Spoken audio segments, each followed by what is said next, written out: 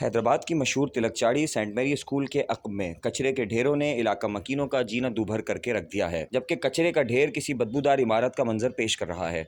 कचरे के ढेरों से उठने वाला ताफुन इलाका मकीनों की अजियतों में दिन ब दिन इजाफे का बाइस भी बन रहा है। इन्हीं कचरे के ढेरों के बाइस बच्चे, खवातीन और बुजुर्गों को शदीद परेशानी का सामना है, जबकि कचरे के ढेर इलाका मकीनों का जीना मुहाल कर रहे हैं। सितम ज़रीफ़ी ये है कि कचरे से उठने वाले ताफुन के बायस इलाका मकीनों को सांस लेने में भी मुश्किलात का सामना है।